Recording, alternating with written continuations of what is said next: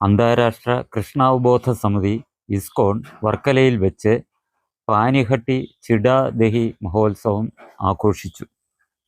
ഒരുപോലത്തെ പ്രശ്നങ്ങൾ തന്നെയാണ്, പക്ഷെ എങ്ങനെ പ്രതികരിക്കുന്നു, എന്റെ പ്രതികരിക്കുന്ന രീതിയിൽ വെച്ചാണ് പ്രശ്നങ്ങൾ കൂടുതൽ സൗമ്യമാകുന്നതും വഷളാകുന്നതും.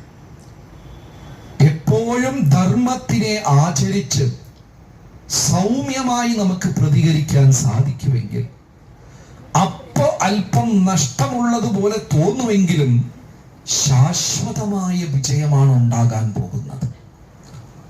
മഹാഭാരതത്തിൽ ഭീഷ്മർ ഒരു ശ്ലോകത്തിൽ പറയുന്നു, ഞാൻ എൻ്റെ 2 കൈകളും ഉയർത്തി നിലവിളിക്കാണ്, ധർമ്മം മാത്രമേ നമ്മളെ രക്ഷിക്കുകയുള്ളൂ, ധർമ്മത്തിനെ ആചരിക്കുക, ആ ധർമ്മം നമ്മളെ രക്ഷിക്കും.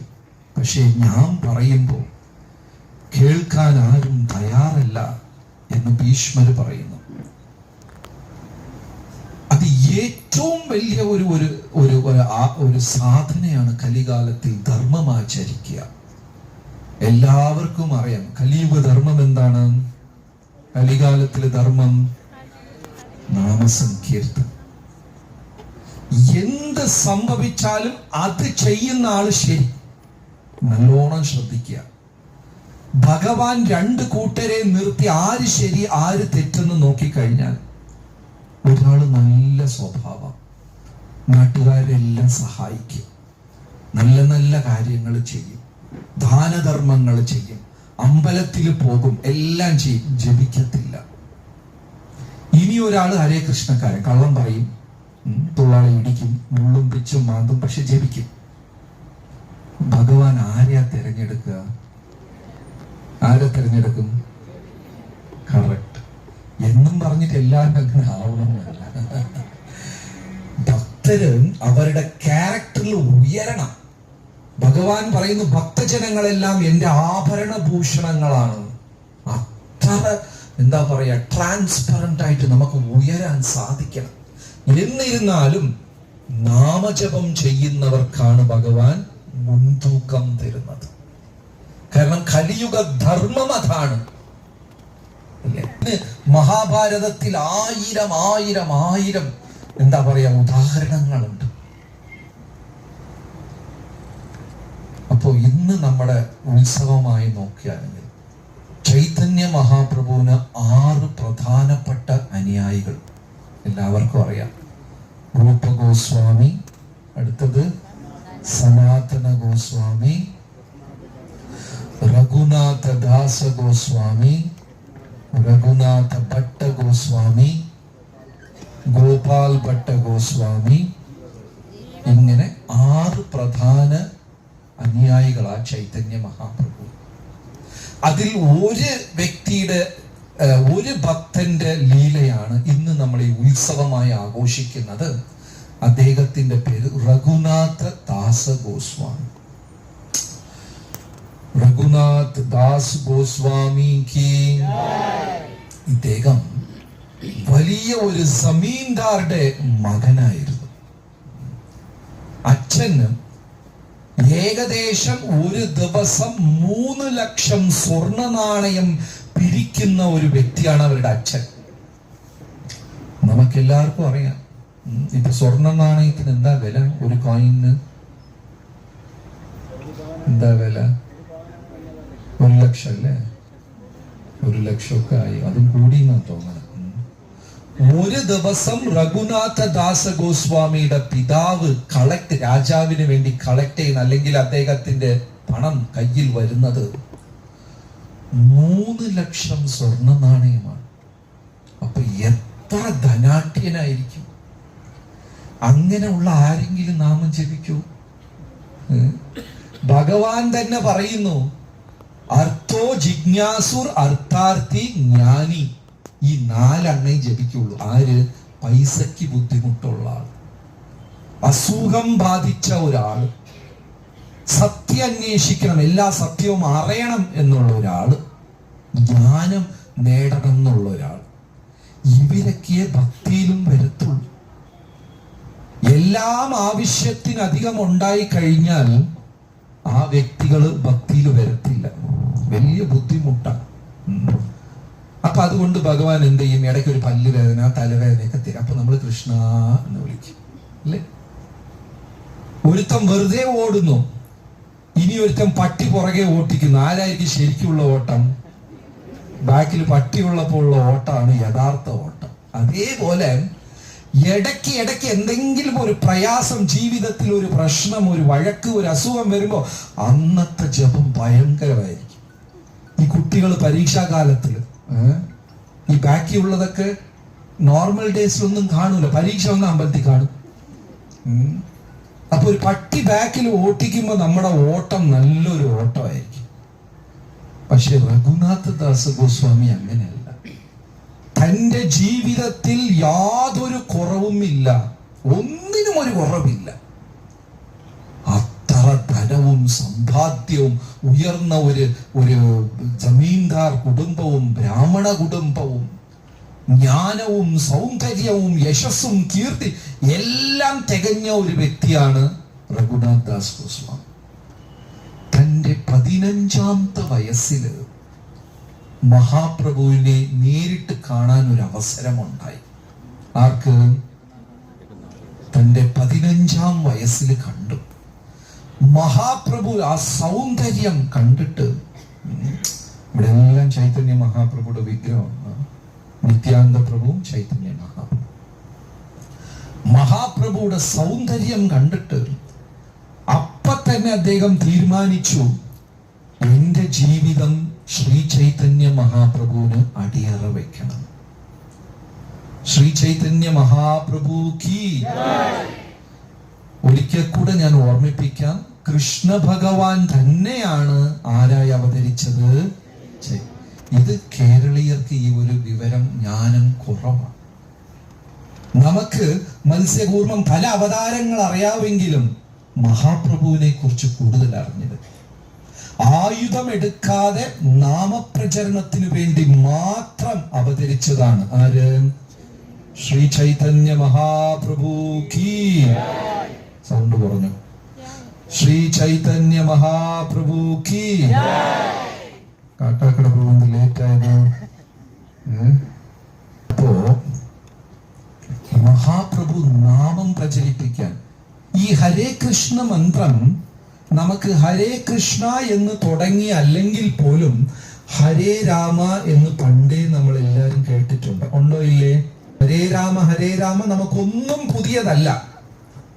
പക്ഷേ ഭാരതമൊട്ടാകെ ഈ മന്ത്രത്തിന് വലിയ ഒരു പ്രചരണം കൊടുത്ത് എല്ലാരെയും കൊണ്ട് ജപിപ്പിച്ചത് ശ്രീ ചൈതന്യ മഹാപ്രഭുയുടെ കാലത്തിന് ശേഷമാണ്. അതാർക്കും അറിയില്ല. അതേപോലെ കൃഷ്ണ ഭഗവാന്റെ സ്ഥലം വൃന്ദാവനം, അതും നമുക്ക് എല്ലാവരും കേട്ടിട്ടുണ്ട്, അല്ലേ? രാധാകൃഷ്ണ വൃന്ദാവനം, ഇതൊക്കെ കേരളീയർക്ക് പുതിയതല്ല. പക്ഷേ നഷ്ടപ്പെട്ടു പോയ വൃന്ദാവനത്തിനെ പുനരുദ്ധാരണം ചെയ്തത് മഹാപ്രഭുവാണ് ഈ 6 ശിഷ്യന്മാരിലൂടെ. അന്നവർ പുനരുദ്ധാരണം ചെയ്തില്ലായിരുന്നു, നമുക്കിന്ന് ഏത് കിട്ടില്ല? വൃന്ദാവനവും കിട്ടില്ല. ഇതിന്റെ എല്ലാം പുറകെ ആരാണ്? ശ്രീ ചൈതന്യ മഹാപ്രഭു. അപ്പോ 15-ാം വയസ്സിൽ മഹാപ്രഭുവിനെ അദ്ദേഹം കണ്ടു.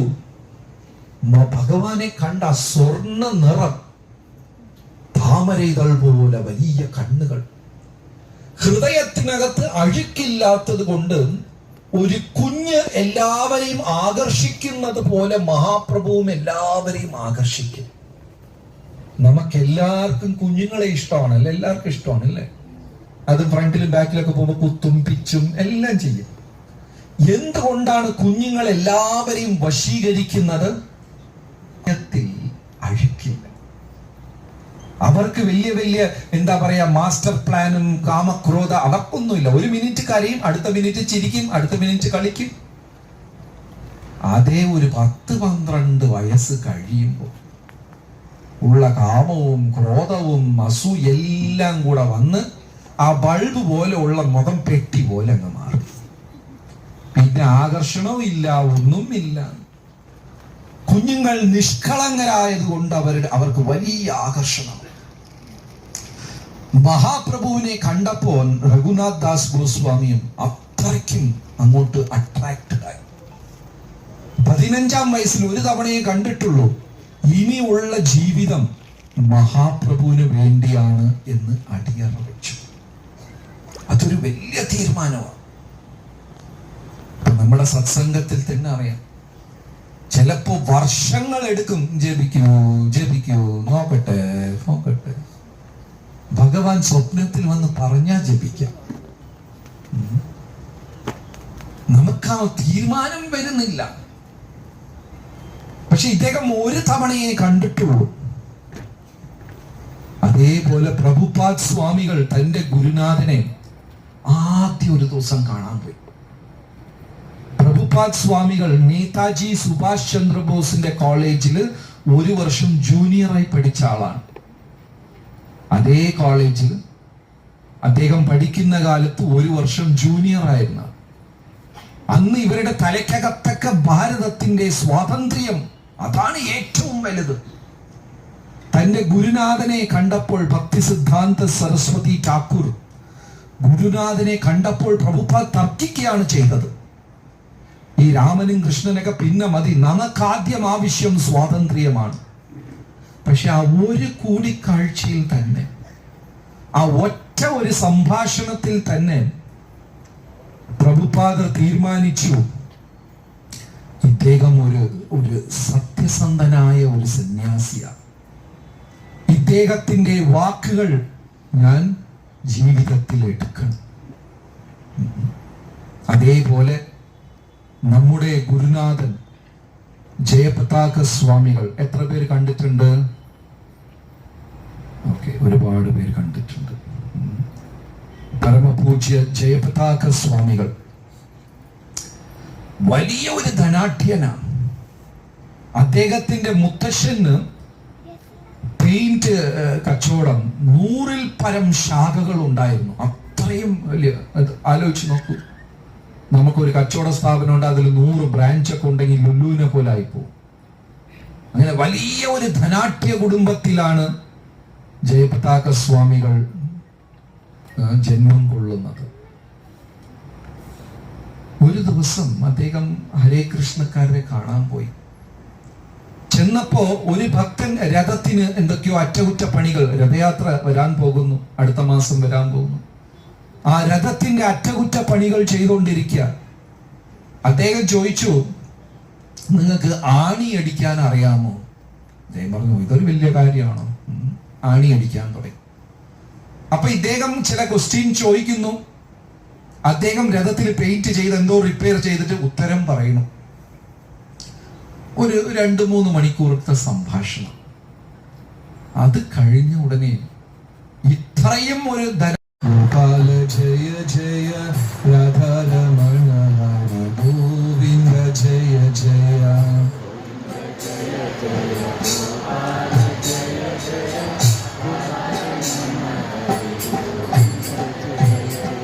ഗോവിന്ദ ജയ ജയ ഗോപാല ജയ ജയ രാധാരമണ ഹരി ഗോവിന്ദ ജയ ജയ ഗോവിന്ദ ജയ ജയ ഗോപാല ജയ ജയ രാധാരമണ ഹരി ഗോവിന്ദ ജയ ഗോവിന്ദ ജയ ജയ ഗോപാല ജയ ജയ രാധാരമണ ഹരി ഗോവിന്ദ ജയ ജയ ഗോവിന്ദ ജയ ജയ ഗോപാല ജയ ജയ രാധാരമണ ഹരി ഗോവിന്ദ ജയ ജയ കൃഷ്ണ ഹരേ കൃഷ്ണ കൃഷ്ണ കൃഷ്ണ ഹരേ ഹരേ ഹരേ രാം രാം രാം ഹരേ ഹരേ കൃഷ്ണ കൃഷ്ണ കൃഷ്ണ ഹരേ ഹരേ ഹരേ രാം രാം ഹരേ ഹരേ കൃഷ്ണ കൃഷ്ണ കൃഷ്ണ കൃഷ്ണ ഹരേ ഹരേ ഹരേ രാം രാം രാം ഹരേ ഹരേ ഹരേ കൃഷ്ണ കൃഷ്ണ കൃഷ്ണ ഹരേ ഹരേ ഹരേ രാം രാം രാം ഹരേ കൃഷ്ണ കൃഷ്ണ കൃഷ്ണ കൃഷ്ണ ഹരേ ഹരേ ഹരേ രാം രാം രാം ഹരേ ഹരേ ഹരേ കൃഷ്ണ കൃഷ്ണ കൃഷ്ണ ഹരേ ഹരേ ഹരേ രാം രാം രാം ഹരേ ശ്രീല പ്രഭുപാദ് കി.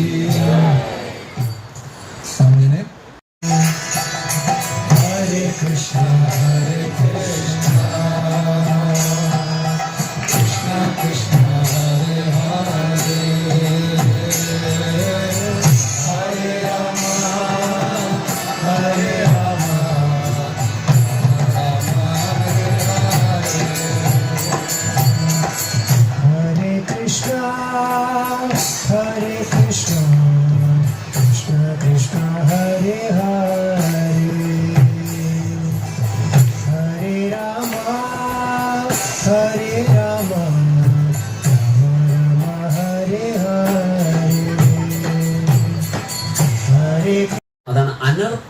ചരിഞ്ചിര, കാലാകാലങ്ങളായിട്ട് നൽകാത്ത ഒരു വസ്തു മഹാപ്രഭു നമുക്ക് നൽകി. എന്താ?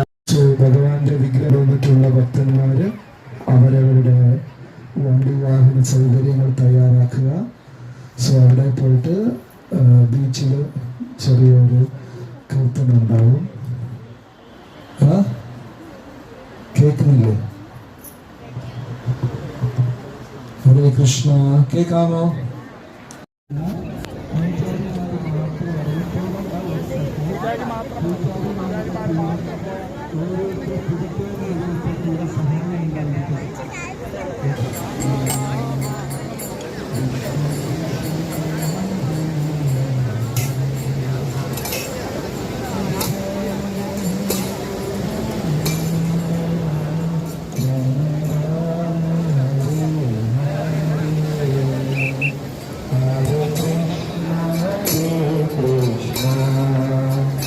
Krishna Krishna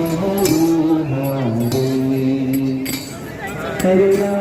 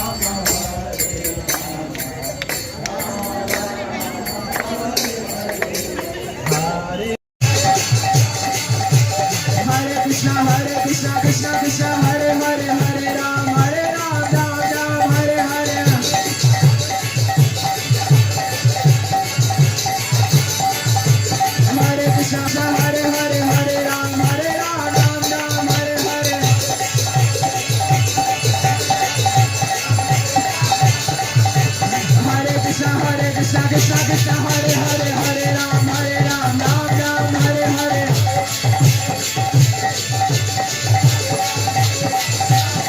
Hare Krishna, Krishna Krishna, Hare Hare, Hare Rama, Rama Rama, Hare Hare. Rama Rama, Hare Hare Rama, Hare Rama, Rama Rama, Hare Hare. Hare Krishna, Krishna Krishna, Hare Hare, Hare